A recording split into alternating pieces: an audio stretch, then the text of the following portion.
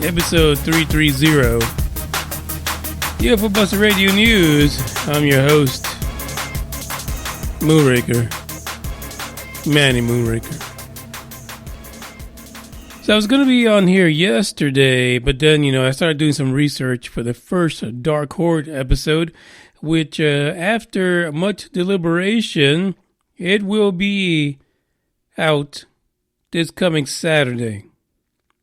Yeah. This coming Saturday, first episode of the Dark Horde will be out. I am finding things, subject matter, plans, things to turn the podcasting, the paranormal upside down, to be honest. But the first few episodes, we'll be setting things up, getting a feel for it. The one thing I told someone today is I don't want a podcast where I'm sitting there telling people scary stories. Who gives a fuck about that? You can get your grandpa to do that. That really is the truth, right? And you guys have heard these paranormal shows where they sit down. It was a dark night, cold and windy. Hey, no, I can't do that. That's fucking ridiculous. Yeah. I plan to be more interactive with it, to be honest. I will tell you the story, just like I do with UFOs and aliens in space. But the one thing about paranormal issues like ghosts and hauntings is that there's always someplace near you where you can go and get the shit scared out of you, to be honest. So my plan is to take you with me on live episodes. That's the only thing. I got to figure out how to make that work. And so we'll be out there doing the old spirit box routine. And whatever else we can do, we might have to sneak into a few buildings in the middle of the night. But hey, you will be with the Moonraker and the crew every step of the way on the Dark Horde podcast. That's just the way it is. And listen, this happens to me all the time. Eventually you'll find other, paranormal shows probably copying the same damn thing. I don't know. I have no idea. Now, I got to admit this. I got this idea for a spirit box situation from that Amazon show, Hellier, which was nothing like what I thought it would be. But, man, they had some good ideas on there that we're going to try on the Dark Horde podcast. Now, sad thing, I got to report. If you are on iTunes or virtually any other podcast app besides Spreaker, you will not be able to hear the podcast for the Dark Horde until episode number 6. Now, there was a rule way back when, especially from iTunes, that you couldn't syndicate a podcast unless you had at least 5 episodes going. And we'll see what happens. If maybe that's the case, now, maybe it's not. We'll figure that out. So keep an eye out. Now, in the description for this episode today, I included the link to the Spreaker site for the Dark Horde. So go ahead. If you're on Spreaker, you want to go ahead and get in there and just sign up right now. Subscribe. Everyone else will get it later. And we're talking about basically, it's only going to be one episode a week for the Dark Horde, because sometimes the Moonraker has to have a life. One a week for the next few months. And you guys in iTunes, you won't actually hear or see the podcast on there for like a month, almost a month and a half. Sorry, y'all. But I don't make the rules. I just play by them. So, but I'll check to be sure if that's changed in the last couple of years. But I have a feeling it hasn't. That's all I'm saying. Plain and simple. In the live chat right now, we've got Guttert, we got Dave, we got Dr. G, Green Man. Okay, let's see. Somehow in the middle of talking about this, Guttert changes his profile icon. That was pretty fast. That's bananas. Now he's a green alien. By the way, where's the blue chicken? Blue Chicken, one of the newest live folks on the podcast for UFO Plus Radio. Very fascinating indeed. Dr. Green Man says, where's the link? Yeah, it's in the show notes. Check the show notes for the Dark Horde. Lots of plans coming. I'm telling you guys, it's going to be flipping crazy. I feel it. I feel it in the guts, to be honest. We got 2 articles to talk about today. Originally, like I said, I was going to do it yesterday, but we will do them today. Not really so much involving aliens, other than number 2, which apparently, when I first talked about this article, when it came out last week, someone on YouTube, I don't know if they took offense to it, but we'll talk about that, because it looks like they said a few things and then they deleted the comment. But YouTube is so screwed up right now that it doesn't even delete comments when it should, and it leaves them when it should not, like spam. But this comment was lingering around, and I read it, and I've read it like about 4 or 5 times. I have no idea what the fuck he's saying. I'll be honest with you. It's kind of weird, but I think he's talking about the subject matter being the Tic Tacs, the UFOs from the Nimitz incident. But I don't know. What I'm going to say is this. I invite you, you know who you are, who made this comment that doesn't make any sense. Send me an email, ufobusterradio@gmail.com, and let me know what your thoughts are. I'd be more than happy to engage you in conversation, because the statement was, I don't know, it kind of contradicted itself, and maybe I don't know, I don't get it. I seriously, I just don't get it. We're going to play a little tune for you guys while you get warmed up. But then we're going to go into a really sad story. Oh my God, it's so fucking sad.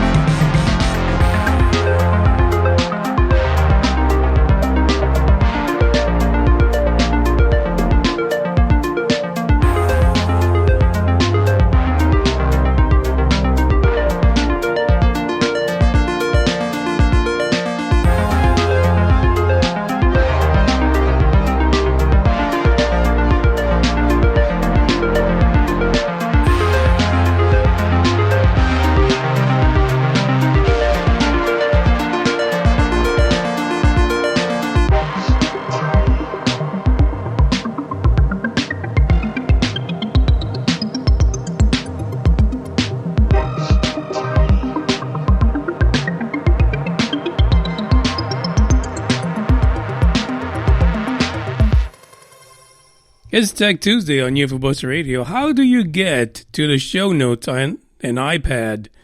Nobody fucking knows. Nobody knows. Nobody has a clue. Does anybody really use an iPad anymore? I don't know. Shit, let's get into this news report.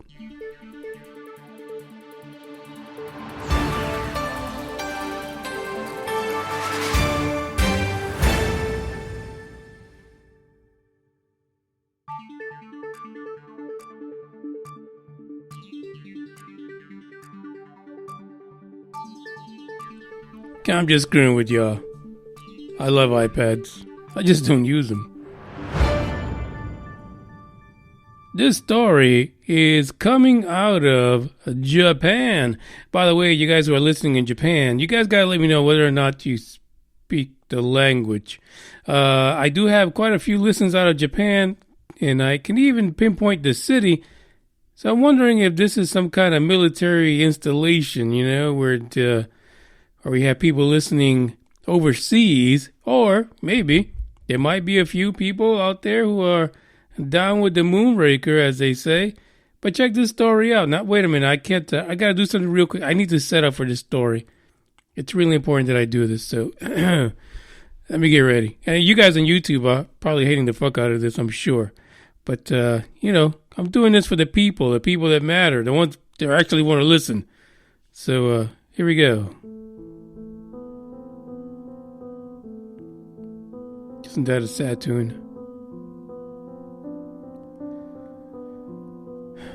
The story today is about a Japanese billionaire. He's looking for a life partner to fly with him to the moon.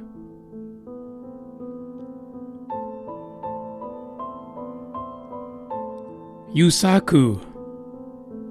I'm not even going to pronounce the last name because unless it's Ryu or Chung Lee, I will fuck it up.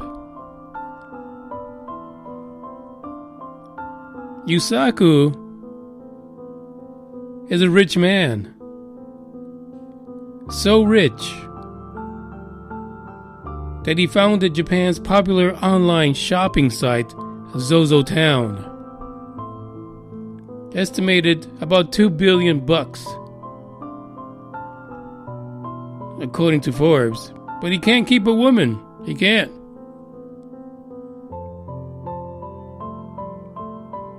He was left high and dry, bathing in $2 million. But he longs for the love of a woman. So much so that he started a contest. If you're lonely and you wish the comfort of a $2 billion man and a flight around the moon, then you too can join the Yusaku clan. Alright, that's enough of that. Where the fuck is this damn song? It turns out that our billionaire person out in Japan, who actually signed up to be part of that first flight around the moon on the big fucking rocket, thanks to SpaceX, he says, you know, I got dumped. And you know what? I'm looking for Mrs. Wright, Mrs. Chung Lee, to join me in a few years when it's time for Elon to shoot me up into space and go around the moon.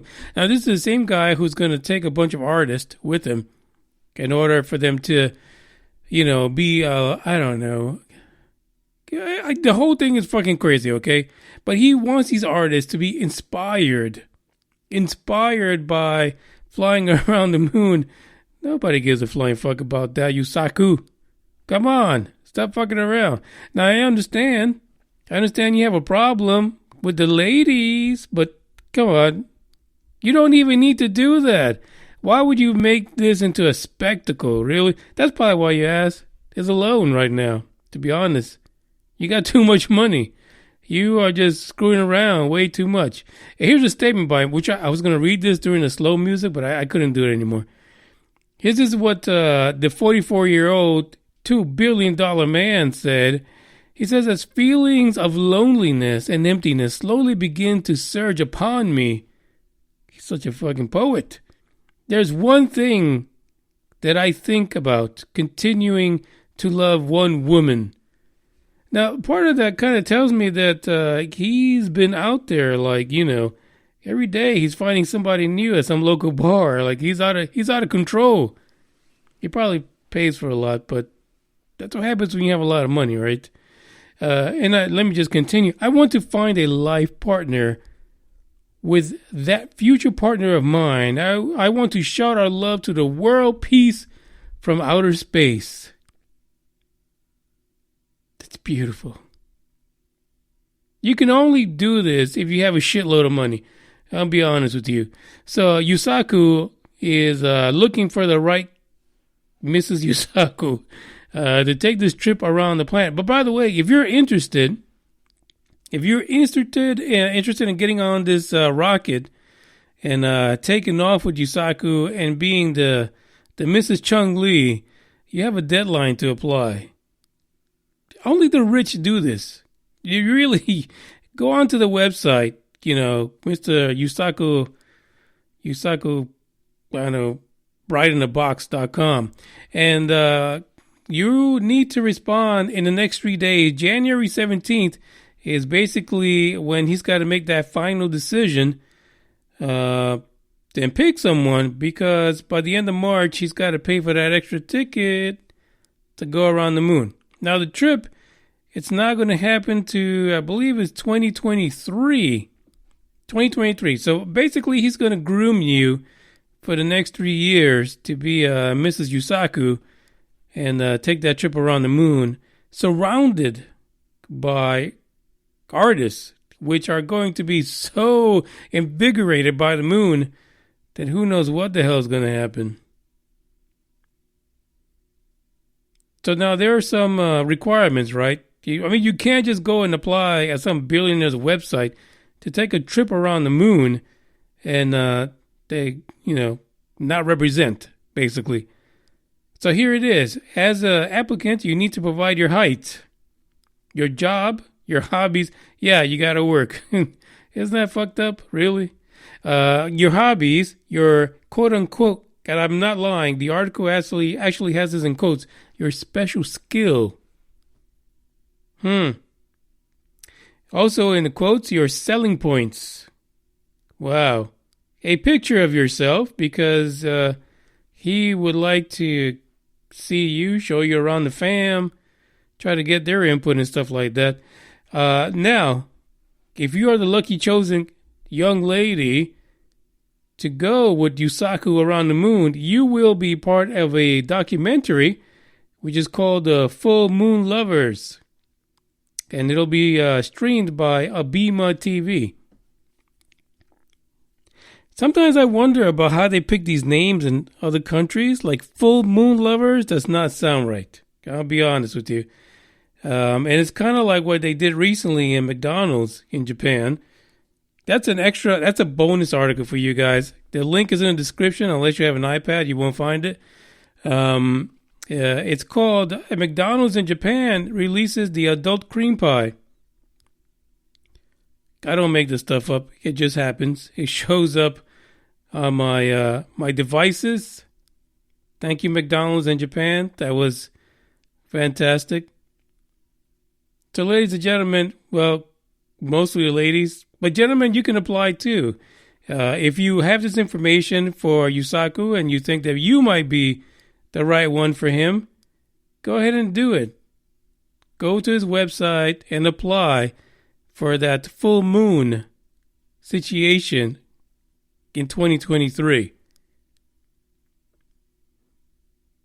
I don't even know where else to go with that. Oh man, this is just terrible. I just can't believe this. But anyway, this is what happens when you have money. You do stupid shit like this and you make it into a documentary, and then you turn around and you make even more fucking money. That's just the way it is. And I wonder if Elon's going to be there with them taking that trip around the moon. Like, what is that going to be like? Could you imagine Elon there doing his Schwarzenegger cry? freaking ridiculous. I'm telling you. And don't even ask me what kind of flavors those pies come in, because I have no idea. But I'll leave it up to the chat box that's here live to figure that out. I'm going to just stay out of it. But I'll read every single comment because I have a feeling it's going to get fucking ridiculous right now.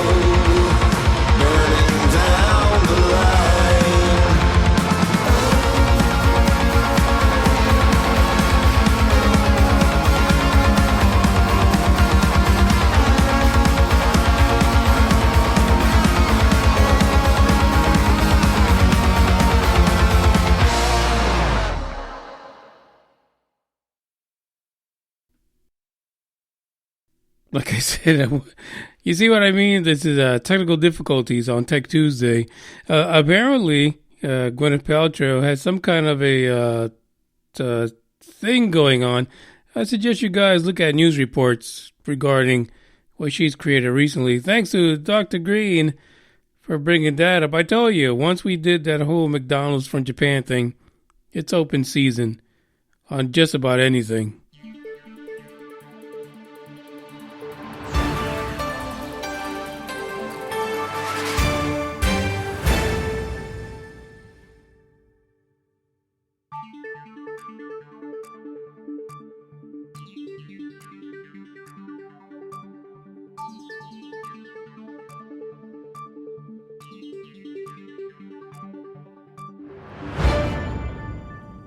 So this news article might be tied to the situation that I recently received a message about on YouTube.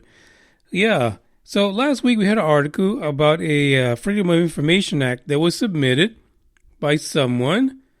And basically they were told, hey, really can't give you any more information because apparently there is one more video of an unknown length that has the Tic Tac video from the Nimitz situation in it.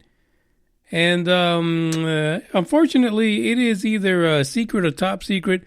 Can't even tell you that because it's a secret. And we can't release it. But thank you for asking. Have a nice day. The article today says top secret UFO files could gravely damage U.S. national security if released, according to the Navy. Now, here's something that's fascinating, right? We had all these reports that came up, I think it was in the last year, where these other folks were talking about how MIB, Men in Black, came in and took all the videos that were being recorded of this incident with the Nimitz and this Tic Tac UFO, right? Many people said, that were involved, other people that were involved in the incident were like, no, I never heard of that. No, that's not true. That didn't happen. How the fuck do you explain that the government has a long-ass video tied to the Nimitz incident that they've classified as top secret? Somebody took the video. Yeah. It was confiscated from the crew of the flotilla. And I believe it was members of the Princeton, USS Princeton, at the time. So that's what the response was. Hey, no, you can't get it. No. And so now the Navy, after that one article came out, they started saying, hey, it's a national security thing. No, you can't get it. That's top secret. According to an article that was published by Popular Mechanics, the video in question may be between 8 and 10 minutes long. Like, fuck the seconds that we saw. Like, we saw shitty-ass videos about this Nimitz incident. Really short. Now, could you imagine what an 8 to 10 minute video will tell us about that particular incident? But apparently we can't see it because it is national security. Now, and here's the thing. This is the stuff that makes me wonder. Why would it be a national security issue if it wasn't a government vehicle? Let's be honest, right? Because if it's a UFO from 4.2 far, then really it's not a national issue. It's a world issue. It's everyone. Everyone is pretty much fucked once they see what this vehicle does. But it's only a national issue if it's a national secret and maybe a national vehicle, man-made, that apparently would be used to protect the interests of the country.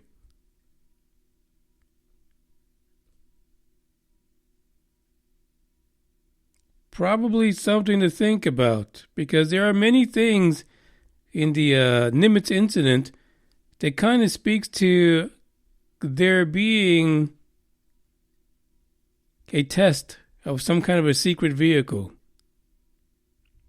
There really is. And as much as I want to believe that this Tic Tac video, the Tic Tac situation, was something from 4.2 far, I don't know.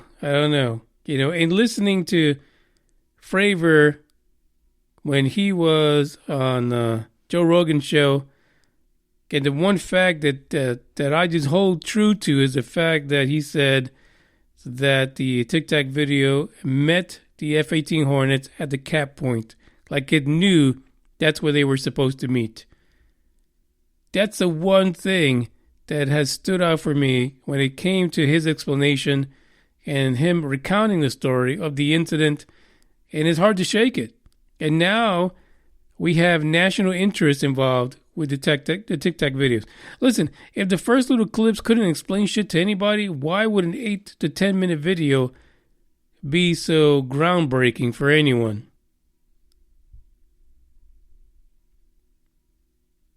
Dave says, I kind of think they are man-made more than from 4.2 far. And I think so. I think so as well. I think that's where we're at. I think that really that's the only way it would be national security. Because if you were just hiding an 8 to 10-minute video of a blip, I mean, who fucking cares? We've seen those videos. For people who are blue-collar people who kind of are enthusiasts about space and UFOs, that fucking video wouldn't mean shit to anybody. We would not be able to endanger national security by the shit that we saw. Plain and simple. There is something else in that video that might give us clues, even for the layman. They might give us clues as to what we're looking for. It might give another nation information that's being held. At this point, we don't know what the Tic Tac video is, but it really feels like it's more man-made than anything else. And, you know, listen, I'm the first one to say that fucking sucks, right? But on the other hand, holy shit, what kind of technology is it that they're fucking with to fly circles around an F-18? To basically shit on the best radar system the Navy had to offer at the time. And where is this? So now we're going down a rabbit hole where someone like Stephen Greer would go regarding black budgets. Beyond top secret. Let's face it, there's a lot of crazy shit out there, and we are not going to be able to solve it tonight, but it's a story to keep an eye on. And the truth is that the one individual that was leaving messages on YouTube was saying that any entity that is, and this is my translation because I couldn't make a heads or tails of it, but what I believe they were saying was that entities that related to the Tic Tac UFO situation are not interested in the military or the people or the fact that they were surrounded by the military at the time. I think it might be the complete opposite. I think that the military was doing training exercises for a reason, and it was not because they were being deployed somewhere. It's because someone needed to test their new vehicle. That's the way I feel about it. I don't see evidence otherwise, but shit, somebody get that fucking, where's Elizondo? Get your ass back over there and get that 8 to 10 minute video, swiper. Go get that shit. Show us what the hell we're missing. And by the way, there is the Black Vault is apparently going to interview Elizondo about the Navy claims that it's national security. And one quote says that he's not surprised that the Navy is claiming, number one, national security, and also that there are longer videos regarding the situation. Not surprised either. Why would we be surprised? That's the episode for today. Two things before we shut this baby down. Number one, I got a message from someone asking who created or who sang or who performed the song Juggernaut March, one of my favorite songs from Epidemic. And the artist was Formant X, and that is also in the description for the podcast. Just go to the very end. It says outro, and you get the info there. The other thing is the contest, tinfoil hat contest number 2. Listen, I'm going to just be honest with you guys. I gave you a way out. You don't even have to be in the picture. Put it on your dog. Put it on your grandma, who probably is blind as fuck. Or put it on your cat or whatever it is. Your neighbor. Unsuspectingly say, hey, can you put this on? Take a picture. Send it in. Send it in. You don't have to be afraid. The reason you're listening to UFO Poster Radio because you are not afraid of the truth. But if you don't want to have your mug on the picture for the contest, it's okay. Put it on someone else. What the fuck did they know? They probably don't even listen to the podcast. They won't be embarrassed because we ain't going to tell them shit. The contest ends February the 10th at midnight Central Standard Time. Get your aluminum. This weekend, go get groceries. Get your aluminum together. Make it as fancy as you can be. As a matter of fact, Bugs is going to be designing one this weekend. So next Monday, we'll have a Bugs level tinfoil hat. He can't enter the contest, but he'll show it off because he's that kind of guy. I mean, he wears a tuxedo every day, so he's classy. There's the end of the podcast. And for the individual that asked for Juggernaut March. Here it is. Ciao.